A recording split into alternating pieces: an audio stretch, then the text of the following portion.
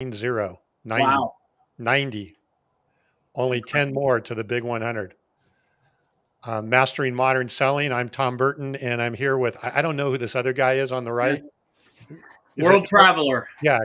I remember seeing you on a couple times before, but I always like to say I'm the longest running like cameo guest host. You know, you just never know when I'm going to be here or when I'm going to be on the road. But today I'm back home in St. Louis and ecstatic to finally be on the episode with Bernadette. We've been trying to make this happen forever. So, well, it's good to have you back, Carson, and welcome Bernadette McClelland. Thank you. So, It's good to be here. yeah, so we have some fun stuff to talk about from her book today. We actually will have, I think, Brandon showing up here at some point today. He's stuck in an airport again. So he'll be here momentarily as well. And then we'll have actually all three of us here at the same time, which I don't think has happened for like 2 months or something. it's true. Well, Bernadette, welcome again. Tell us a little bit about yourself, your book, your background. It sounds like there's quite a bit there. So Bernadette McClelland, and I am an Australian, as you can tell. I speak a little different, and I am living here in Denver, Colorado. Been here for a couple of years now. I'm one of the fortunate ones. I scored myself a green card, myself and my husband. So that was the biggest deal I ever got. I put a proposal into the Department of Immigration and they signed the deal, and scored a green card. So 2 years I've been here now. My background is corporate Australia, so Xerox, Kodak and Computer Associates. And I've also had a stint at small business. My husband and I had a bricks and mortar business, retail, wholesale, and importing business. And then 10 years ago, I went out on my own as a sales consultant, had a sales and training business, consultancy, and now I am down the track of keynote speaking. So this book, The Shift and Disrupt, Stop Selling Widgets, Start Selling Wisdom, is my 6th book. And yes, this is wrapping up. I guess I was just saying to Tom before, this is wrapping up, a journey that I've been on where I have taken all that experience, which is, a period of that time I was actually with my coaching journey, Anthony Robbins' coach for Asia Pacific for a couple of years. So it's taking that personal leadership, the sales leadership from corporate, and thought leadership, where I was working alongside Matt Church, who was the founder and CEO of Thought Leaders Global, and wrapping and putting it all together wrapping all of that together with this book.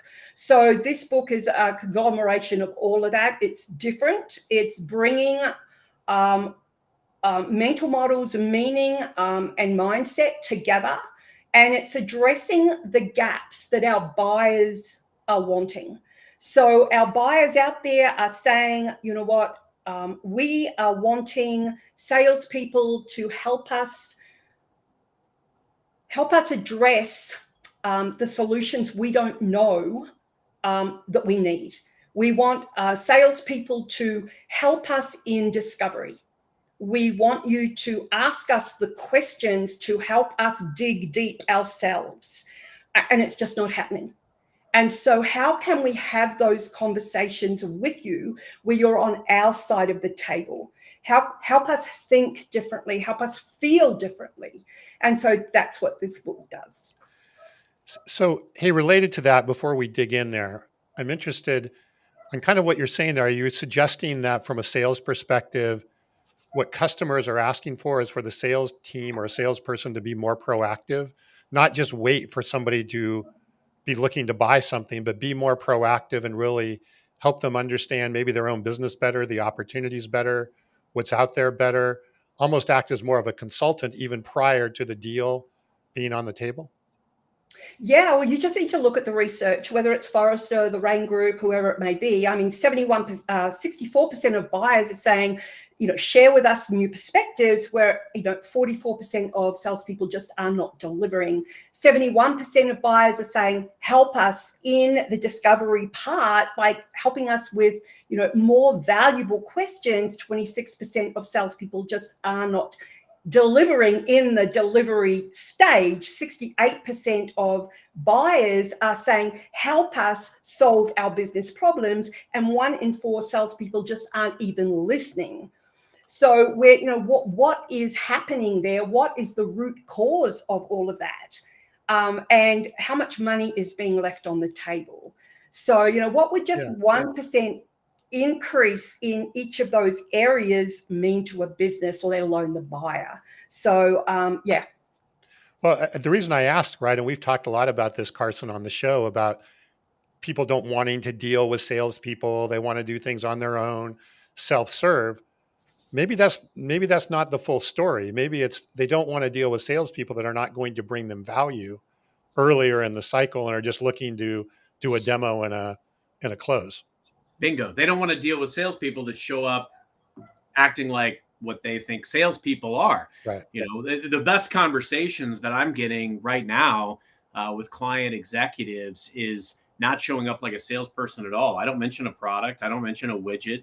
I mean, that's very much entrenched here. And, it's all about making sure we're paying attention. I mean, we live in an era now where we have so much data at our fingertips. I mean, shame on us if we're not arming ourselves with enough intelligence from their website or their LinkedIn profile to know what is going to matter to them and how we can best align. And something that really struck me, first off, I love this book because it's it's unique in how it's structured. It's very comprehensive. It's very easy to read. There's a lot of diagrams and, methodology behind how buyers think. But at the heart of it, Bernadette, is the buyer is the hero. And now more than ever, if you show up trying to make your buyer heroes and you replicate that over and over and over again, you're going to have a lot more success. What are your thoughts on how sellers today can better make their buyer the hero? So I think there's a couple of different things that I've put in here. Number one is we have to inspire change. And so if you look at the World Economic Forum or jobs of the future, and these statistics have been out for a little while, or this data's been out for a little while because I've been quoting it for a little while. And that is the 3 fundamental things that we've got to get in our heads is moving forward. The skill sets that are needed is that we need to look at creativity as being a skill set. We need to look at complex problem solving, and we need to look at critical thinking. So they are 3 key skill sets that we need.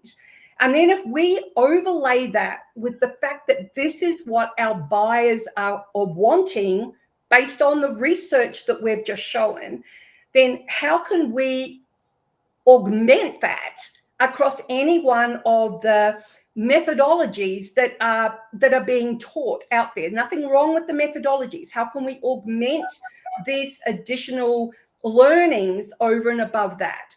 So we are all selling change out there today. And so we need to understand that our buyers, we need to inspire change. So how do we breathe life into our sales conversation? So that's number one. Number 2 is we need to understand that whatever it is that we're teaching our salespeople, that's not enough, because something fundamental is stopping that from happening. So what is the root cause of what's preventing the learnings from being executed? So what's the root cause? And so we hear that over and over and over again. So we can look at that as well. And so this is where the story selling model comes into play. And this is what I sat down and I looked at this and I thought, okay, we can, there's no rocket science to this. And I kind of sat down and I thought, with all of us, we can sit down and we can look at the fundamental problems of a sales team and sales leadership, a sales team, or any one of our buyers out there. What are the fundamental problems? And that is that salespeople are struggling to connect with the right level of buyer. Yes. The second fundamental challenge is when they get in front of the right level of buyer, they are struggling to have the right conversations. And then the third challenge is that they're struggling to accelerate conversions. And so that's not rocket science. And so this was my beta blueprint. I kind of drew that, had a cup of coffee, drew that as a Venn diagram. And I thought, okay, what's the root cause of that? So, and what happens is typically you can Venn diagram that till the cows come home, but you'll just keep throwing stuff at that. Okay, let's bring someone in and let's teach them, social selling. Let's teach them how to do a pitch. Let's teach them, but it's not addressing the root cause. And like anything, you can do your 5 whys, but what's the root cause? And this is where I thought with stories. And it's not stories, about the hero's journey. It's what's at the intersections of each of these. And so I thought, well, at the intersection has to be internal stories.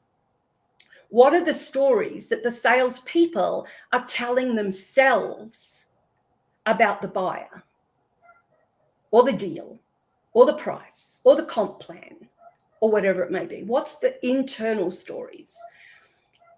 And then at the intersection, the next intersection, or what's the conversation? So how can they, it's not just how do they, what are the conversations they need to have? How can they deepen the conversations? Rather than just playing in the shallows, how can they deepen those conversations? And so what's the root cause? What's preventing that from happening? And so I thought, well, it's the external stories. What are the stories that they need to tell the buyer? Can you give an example? Like just let's say there's a sales rep. What would be an example of maybe an internal story that they have going through their head? And how would that contrast with an external story? Let me come back to that. Okay.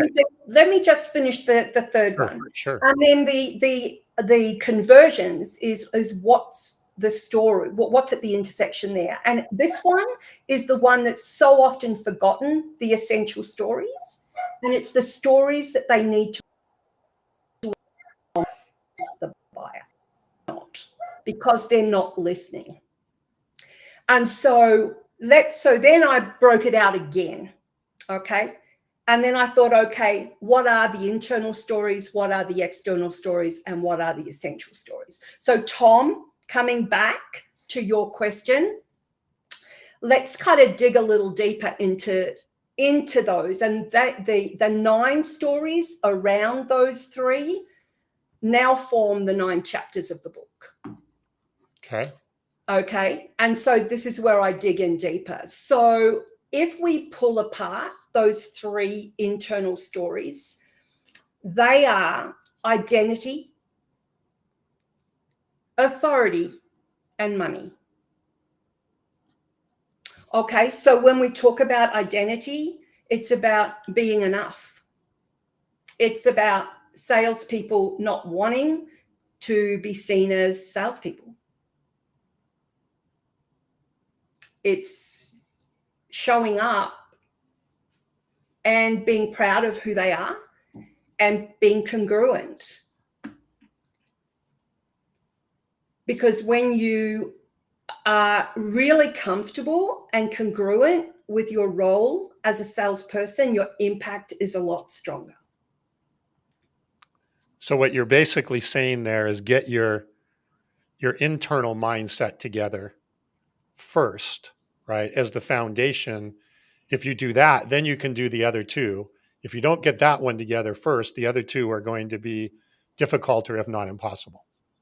Yeah. So it's like anything, isn't it? If you are enough, if you are really comfortable in your skin, then that's an energy that shows up. And then you are then better able to demonstrate your expertise in front of anybody, because the next part of this is so many salespeople are once again uncomfortable in front of C-level, the C-level. And the research that I did there is based on 25% of people have a fear of authority.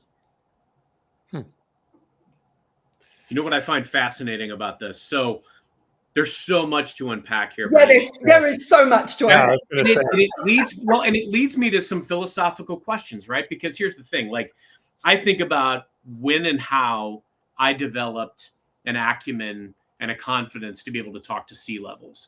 And it didn't happen because some manager along the way taught me how to do it. It was because I came to an impasse where I realized, hey, if I just take the leads that I'm getting from marketing, or if I just take inbound calls, I'm going to starve.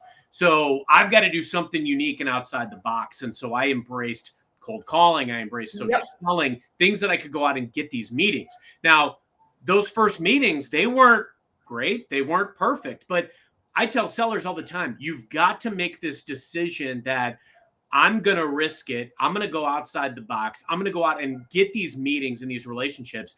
And I'm going to develop that acumen by just having these conversations. These people put their pants on one leg at a time too. Like they're human beings, they're people. And back to the earlier conversation, they want to be the hero. And if you can help them be the hero, that's the key element. Now you've got this other concept that I love in here that's from saboteur to sage. And what spoke to me there is so often we get in our own way because we show up and throw up. We start talking about how great we think our product is. We start talking about widgets, and that's not going to solve the problem or plug the gap or make your customer the hero. How can we more effectively, especially when we don't have anybody showing us how to do it, how can we more effectively develop that C-level acumen, earn the right to be the trusted advisor, and go from saboteur to sage? And you know what? And I know the model in the book, it's on page 132 in the book, and it's this identity, influence, and impact index that I've built out. And it does, it's a model, and it starts, if you walk into a room with a decision maker and you have not yet made the decision, so the influence level, if you can think of a ladder going up, you have to start by making a decision. And it's in here. You have to make a decision that you are going to step up, because if you don't, you are going to sabotage every level of your deal. And the energy I was talking about before, your buyer is going to be so skeptical of you. And so on the model, you'll see, one part of it is the seller and the other part's the buyer, and it will be saboteur and skeptic until you make a decision. Once you make that decision, you will rise up, and the next decision that you make is your value. Once you own your value, your energy level rises again. They then will become a spectator. They'll sit back and watch you a little bit, and they'll see you striving. Okay, they'll see you trying, they'll see you striving. This will still be incremental growth, and you'll still be pushing, but they'll be watching, they'll be spectating. They'll see you owning your value a little. Once you do that, your activity level rises. As your activity level rises, you make that decision to raise your activity. Guess what happens? They'll start to select you. They'll start to choose you.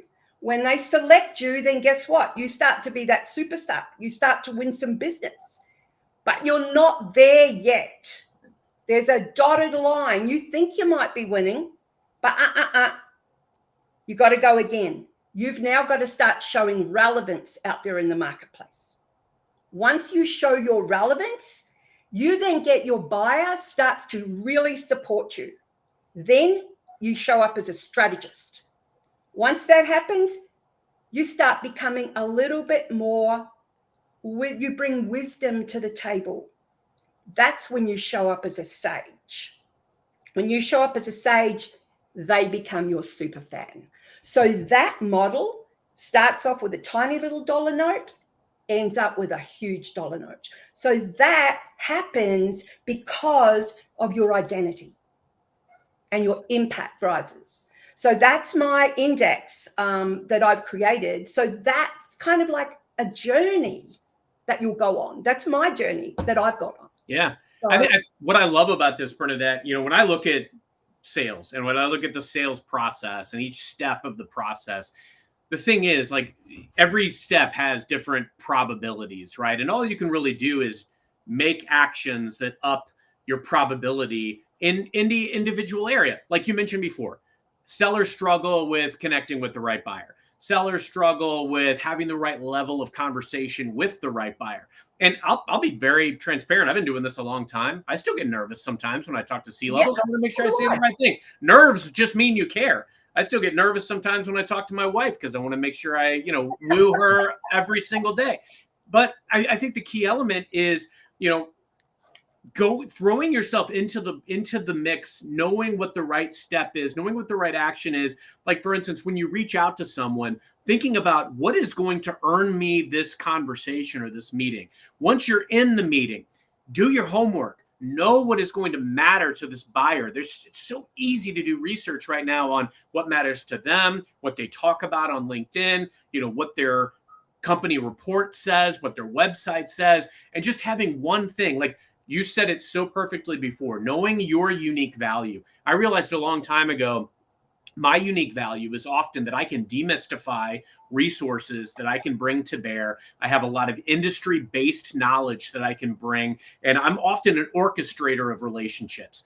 I can create something and then get the heck out of the way and let the magic happen. And I've realized that, and I've made a career off of it. And I challenge salespeople today to really look at how can they best go out and impact each level of the process in a way that increases their probability of success.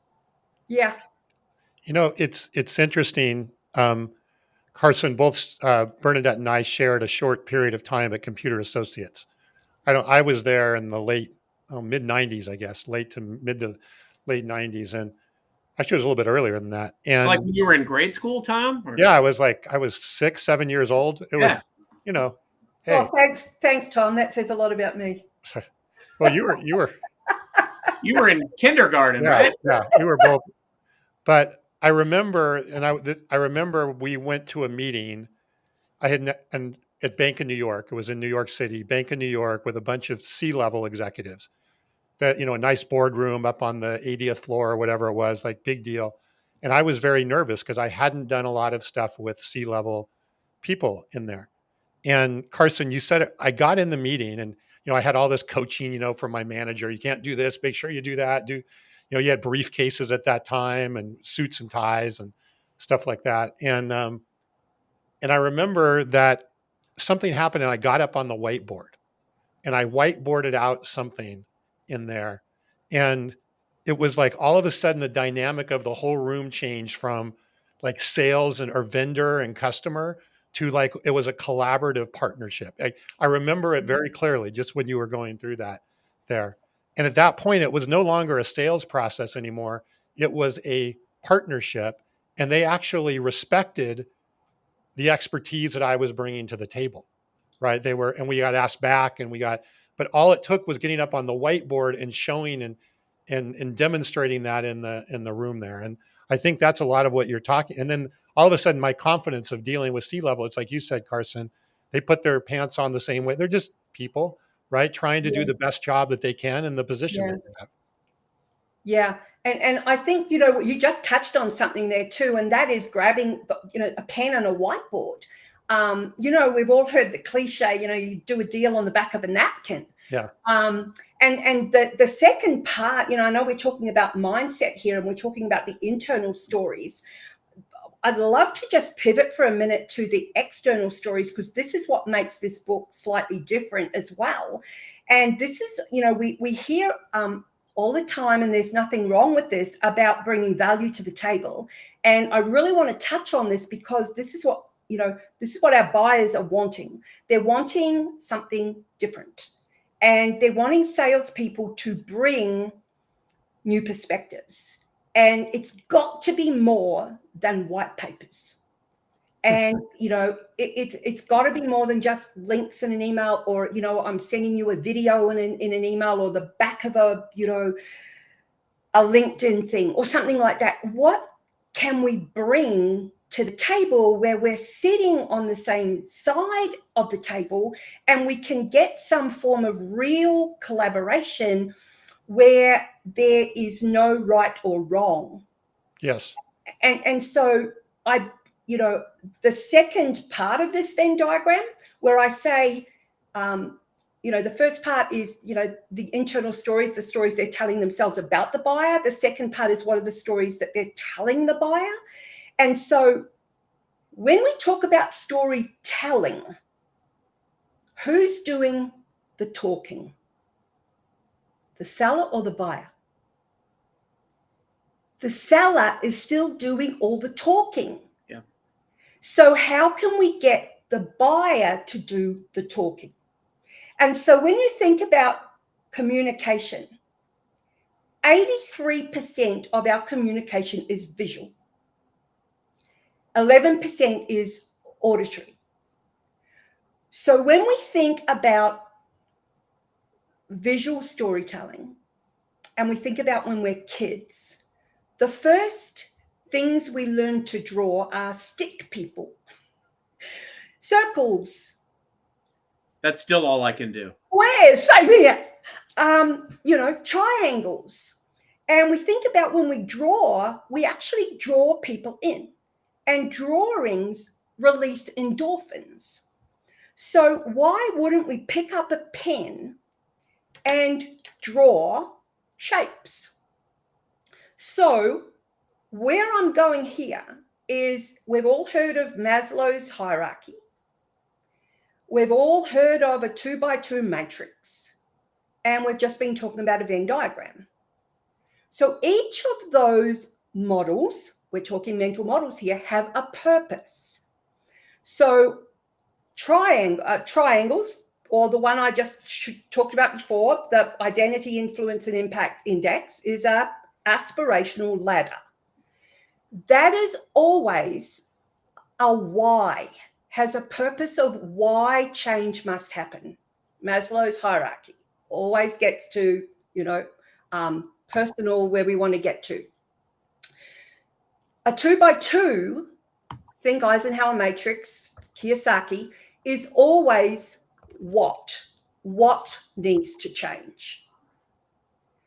And a Venn diagram is always how we are going to change. So if we can get very clear on building out our own IP, and we can sit down with a buyer on the back of a napkin or on a whiteboard, and we can articulate our own IP that we've baked earlier in the oven and pull it out, we can then sit with a buyer. And one of the tenets of coaching is there is no right or wrong. And we can then discuss something, and we can be wrong. I love that you said that, Bernadette. And I want to hit on Bob's comment here. When it comes to storytelling, here's the trick. Tell a story, then shut up. The other person will fill the silence with a story of their own, which is where the gold is. So true. You want to be able to bridge gaps in your storytelling of, hey, this is how we have added value in the past in similar situations. Get a feel for, where there are some of these underlying objections too that the customer isn't necessarily forthcoming with. So often they've had a similar scenario with a seller or with an organization like yours, and they had a negative experience. They're not necessarily going to be overly forthcoming with that, but until you unearth that and overcome that and instill confidence, help them understand what change management will look like and why things will be different, they won't pledge their support to you. They won't make the decision to make the change. And, another thing that I really love about your approach, Bernadette, it's got a lot of similarities to what I've realized over time and what I call my Moneyball approach, where I map out pretty much every stage of the sales process, from how I prospect, who I'm reaching out to, what I'm saying, how many people I'm reaching out to. So being able to focus on the quality of messaging and the quantity of outreaches so that I can pretty much get any meeting that I want. If I don't get the exact buyer I want, I can still swarm their influencers, and eventually I'll earn my way there. The next piece is how you have that quality conversation. And the best meetings that I ever have are the ones where I'm able to show up and I'm able to get them to talk far more than I do, but I can draw a parallel being very outcome focused. You've got to have a clear outcome or outcomes in mind of what am I looking to achieve out of this meeting? You can't just show up, have a conversation, pat yourself on the back and move on and then try to follow up. You've got to make sure that there's some tangible next step, tangible outcome. Now, what I love about this is some of the best customer relationships I've ever had, even in the more digital era, have been where we've had some type of diagram, we've had some type of constructed living, breathing document between our two organizations. We're able to prioritize, deprioritize, meet, and discuss, and it's collaborative. That's where the magic happens. And it's not deal focused. I tell my team all the time, don't ever go in thinking about a deal or licensing or a purchase or a transaction. That stuff happens because you earn the right to be the trusted advisor. In fact, if you go in thinking about a deal or being transactional, you might sell a very short-sighted deal. I've seen deals that have gone from, that have gone 10x because we started here with a certain subset of individuals, but when we elevated the conversation to the board and the C-level, and we started looking at the totality of what we could do together, it went 10x, and it sent everybody in the whole team to President's Club. Like, that's the kind of mentality you've got to have. Yeah, and it's the long game, and sometimes it can take you by surprise. You just kind of like to go, okay, this is going. Oh, I did not know it was going to go this direction, and it's a real nice surprise. But it's the long game today, and we really need to come to the table with a mindset, with a strategic mindset that says, you know what, we've got to leverage our higher thinking capabilities and be able to kind of integrate a bigger picture, or just kind of think outside the square with our questions, with our intentions, with our decisions. Just think differently today because our buyers are. But you know what drives me nuts, and I'd love to get your take on this, Bernadette. People won't do it. I feel like we do this training, we show them how and why they should do things differently, but they choose not to because it's hard or because it's uncomfortable. And, I feel like people need to come to this impasse where they realize that, look, I'm not going to have the type of results that I claim to want unless I make a change. And it doesn't even have to be a drastic change. It just has to be an acknowledgement of a different way of doing things. And it will be uncomfortable at first. Look, I am a huge believer, and this is probably a personal thing because I, having gone down, coming out of corporate, come out of enterprise sales, gone down the coaching path. And when I say coaching, this is sales coaching, this is business coaching, this is executive coaching, life coaching, or the whole gamut. I'm like, oh my gosh, I wished I had these tools when I was in corporate, because and this is why the essential stories, that latter part, which is based on expansion, how do you sell to the C-level? Because the C-level is here, the operational level is here, the user level is here. You have to go from contextual conversations, conceptual conversations, content conversations. How do you go up and down, because the person who can do that will own the conversation, will own the business. And the minute you can do that, they're different conversations. And I'm like, holy dooly. If I had this when I was back in corporate, I would have won so many more deals. So I call that back end, it's expansion, it's perspective, it's decision, get the business, it's identify criteria, and it's build flexibility into those conversations. They're the essential stories. That is how you elicit the buyer's stories. And the problem is leaders are not holding the teams accountable to that level of sales behavior. They are letting the tail wag the dog. And because they don't know how to do it either. I'm sorry.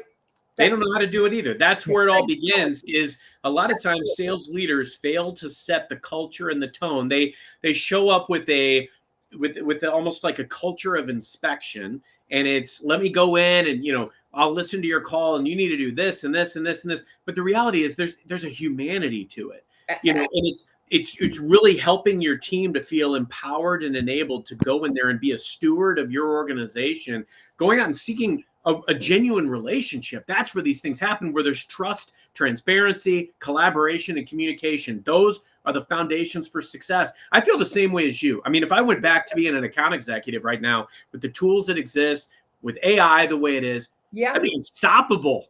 Oh, look, I tell you what, I've worked with, actually, I've just helped a sales and digital marketing company here in Colorado, and they've created a model. They're helping their clients out there. KLA Group, Kendra Lee, I don't know if you know Kendra Lee.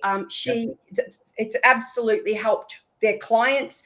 And when you start to incorporate AI with the mental model side of things, the clarity with the clients, and you can go to market with messages, because what it does, and I mean, who is it? Charlie Munger, he says, when you can capture your ideas on a framework of mental models, it absolutely helps decision making.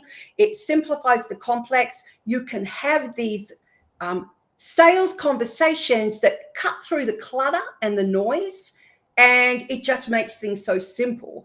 And so you start bringing AI into it, and you start to have, we're in a cognitive economy now as well. And it's like things need to shift. And so sales leaders, I believe, just need to get a little bit more braver.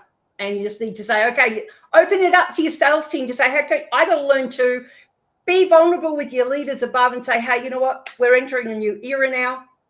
I need to upskill. Let me do it.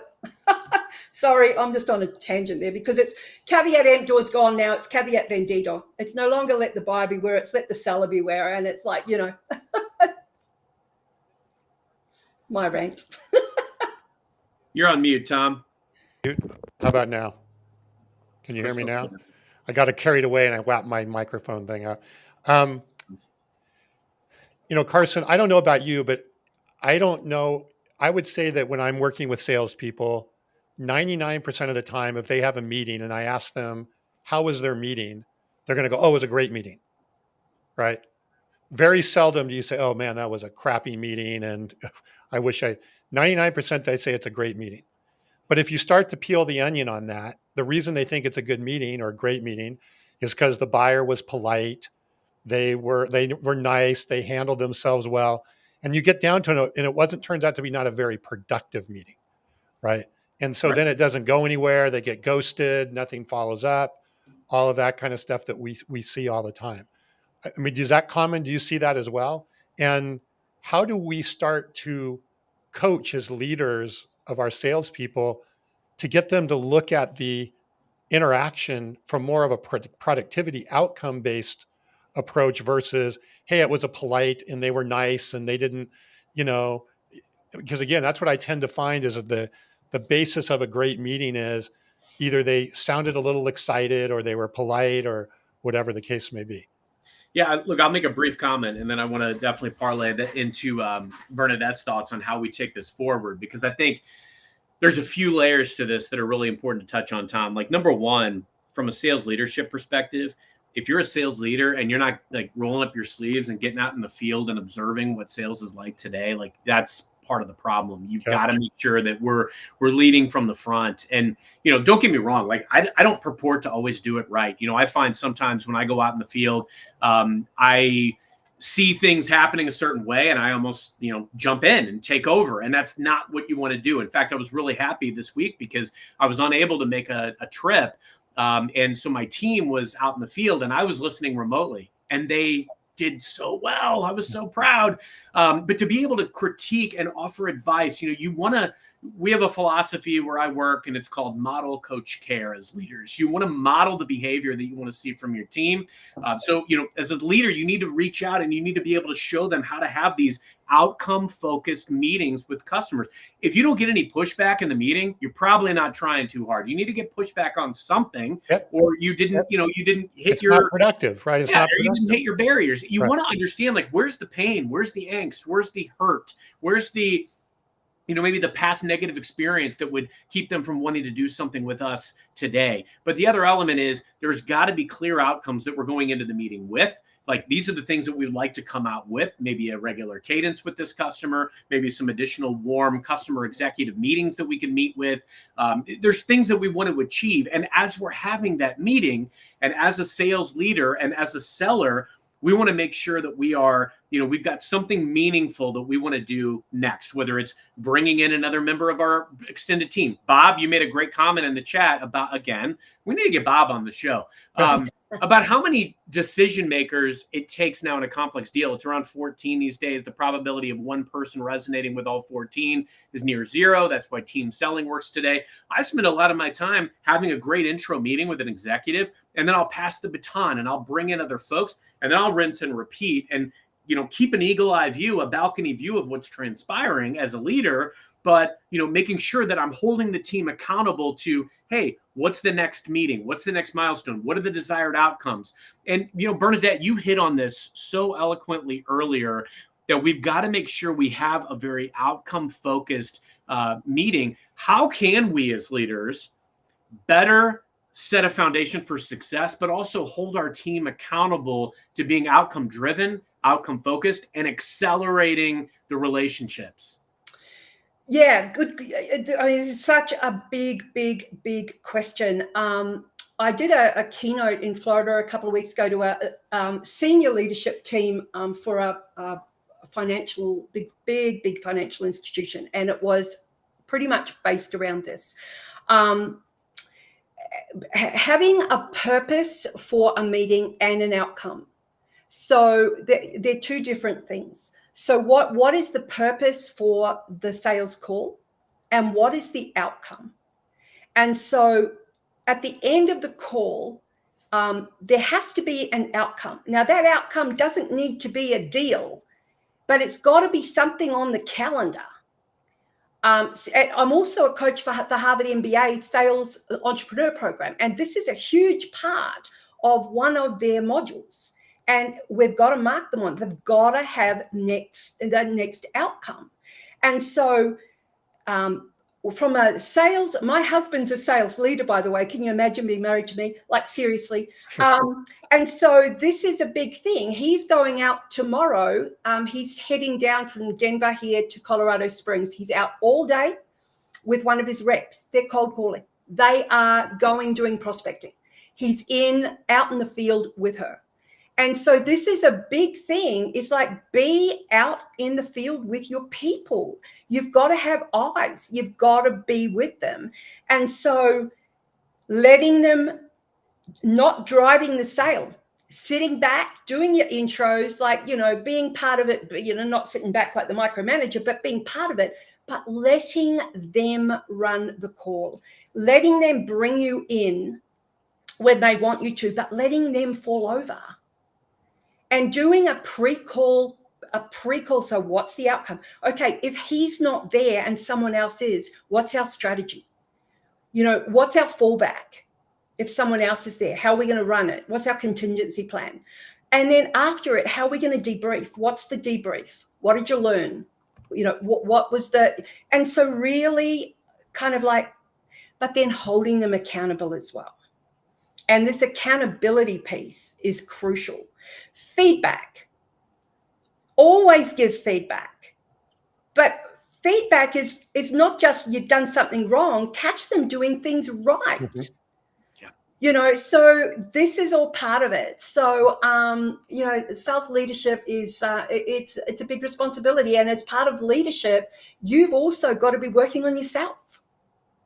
Sales leadership is, it's really a critical role right now. And don't get me wrong, sometimes it can be intimidating, because if you're out of quote unquote the game for a little bit, you may not be as much at the pulse of what's transpiring. You need your team to give you relevant feedback. And sometimes, like, again, the biggest element of becoming a sales leader is you're definitely not the hero. I mean, we talked earlier about the Yeah. customer is the hero, but from a sales leader perspective, like, your reps are your heroes too, and you've got to put them in a position to win. Right, wrong, or indifferent, they've earned the right to be in the role they're in, and they've earned the right to do it the way they want to do it, unless they continue to fall down and refuse to make shifts to their process. But even if you are not capable of giving, the best advice in a certain situation, like even helping them find great mentors. One thing I'm always looking for is who's the best, who's out there doing it better, hitting the metric that my team can't hit or I can't hit or whatever it is. I need to go find this person. I need to learn from them. I need to assimilate what she or he are doing into my arsenal, and then make us more complete package. And, there's no shame as a sales leader if you can't do it as well as your rep or whatever the case may be. Everybody's got their unique skills and superpowers and strengths. And great leader is going to pull that together. They're going to shine a positive light, like you said, on the ones that are doing great. And I always try to start my feedback and coaching sessions the same way, because it earns credibility. If I can call out what they are doing well, if I can also show a bridge to, hey, this is the trajectory that we're on. I know you want to get promoted, or I know you want to maximize your paycheck. This is the path to doing it. This is where we were. This is where we are. This is where we're going. And this is what I recommend we do a little bit different. Those are the types of things that really show that you understand your people. It doesn't always have to be because I'm better than them. In fact, I don't want to be. I want them to be the shining star. It's kind of why I was so glad that I didn't have to make the trip to LA this week for the meetings to be successful. They might have been more successful because I wasn't there. And it was a great experience for the team to get in front of C-levels without using me as a crutch. Yeah, true. And always ask permission before you do give feedback. Yes. Yeah, absolutely. Carson, as you were talking, this reminds me a lot. I think it was Mike Weinberg, right? We spent a lot of time talking about sales leadership. A lot of what Bernadette you're talking about, dovetails very nicely into what we talked a lot about that show and his most recent book of sales leadership. So, man, we're kind of running out of time here, and there's so many different places we could go. Bernadette, if there's one thing that you would recommend to a sales leader, but a sales professional, not just a leader, but a professional, for them to really be thinking about or maybe focus on in your book, what would be the one thing that you would say, start here? And as far as kind of building that skill set. And this is the direction I'm now going in because of this. Just my experience in working with salespeople and sales leaders, and just the coaching that's come out of it is the conviction that you need to go to market today. It is that level of courage, and it is that level of conviction, and it is the choices that you need to make that will determine the level of success that you will or will not have. And this is the message that's come out of the book for me personally as a result of feedback that's resonating the most. And that is why that's now the message I'm taking to market in my keynotes and for my sales kickoffs as well, is as a result of this book. So that's where I would say has jumped out for me, and will probably jump out for you if you buy the book or when you buy the book. No, great point. Kind of if you can start there, right, everything else gets easier. Absolutely, totally. Carson, any final questions we should touch on here before we wrap up? No, I like the practical application piece, and I think Bernadette, I guess my only other question would be around just advice for sales leaders, where to get started. I think that role, it's gone through so many changes, and a lot of times sales leadership gets caught in the middle because you might be caught up or swept up in an ineffective sales culture. And you might be the one as a sales leader being micromanaged, and maybe you want to coach your team in a better way, but you're being micromanaged and it almost changes your way of doing things. And I think a lot of times people make decisions because of comfortable ways of mediocrity or comfortable ways of failure. And I believe strongly that, to your point, to really find success in any role, you have to make a very conscious decision to do it right in every area. And a lot of times people don't do it. And it's not always laziness or lack of skill or will. A lot of times it's because it's so uncomfortable, or because the environment makes it challenging for them to stick with it. You know, I'm a testament to, I took an outside the box approach a long time ago, even when it was painful, even when I had a manager that didn't like my approach. You know, I just stuck with it, and it paid off in huge dividends and droves. But that's a 10+ year story. Like, what would you tell sales managers today who are struggling to really take it to the next level and better develop a system for success? You know, there's it's called the Minto pyramid. It's start with the end in mind. And so I would suggest that you take yourself away, you know, sit in a quiet place somewhere and really start to think, start with the end in mind. Like, what is the ideal outcome? We're talking about outcomes here. Just let yourself go. And what is the ideal outcome? Because too often things can be one of two ways. They can just be a whole heap of like a mess of little things all here, and it's just a whole mishmash, and we just don't know what to make of that mess. Or it can be just this huge ball of whatever. But I would suggest that if you just start with the end in mind, and then from there, just pull it apart, just break it apart. So you've got a pyramid, and then you've just kind of got these things coming off the pyramid. Just pull it all apart bit by bit by bit until things are a little bit more clearer, and you've just kind of got steps. But you do have to start. It's a little bit like what we're talking about before. What is the ultimate outcome? And just the one thing, and that's a book that you could get as well. I bought 5 books over from Australia with me when I moved. We came with 6 suitcases, 2 wheel-ons, and 2 backpacks. I was going to say, hey, didn't you sell like everything? That's it. We sold everything and came over with that 2 years ago. And I bought 5 books. And Jonathan Livingston Seagull was one. The One Thing was the other. What to Do When It's Your Turn by Seth Godin, and It's Always Your Turn. So the one thing, what is the one thing? And work it from there. Wow. So that would be a great book for you to get. And here's a great comment, I think, to summarize what we've been talking about from Hector. He says, courage and conviction are the twin engines propelling sales success. Is those who fearlessly pursue their goals with an unwavering belief in their product or service inevitably triumph in the dynamic realm of sales. Wow. Very well stated. Wow. Thank you, Hector. Yeah. I'm on the right track. That's on the right track. So Bernadette, if somebody would like to learn more about you and your speaking, and obviously I assume your books are on Amazon and all the usual places, but where can they find out more? Yeah, BernadetteMcClelland.com. That's it now. Yep. Okay. That's easy enough. Simple. That's it. New book coming out soon called Deliberate Disruption. All right. Wow. We'll have you come back and we'll talk more. This was great. We could have easily gone another hour. We're not going to wait another 90 episodes. No, 90 episodes. That's right. We'll get you an ASAP. That's right. Bernadette, this was great. Thank you so much. My pleasure. Thanks, guys. Appreciate it. And thank you to everybody who's watching. Appreciate it. Carson, wrap us up. Yeah. Until next time, happy modern selling, everyone.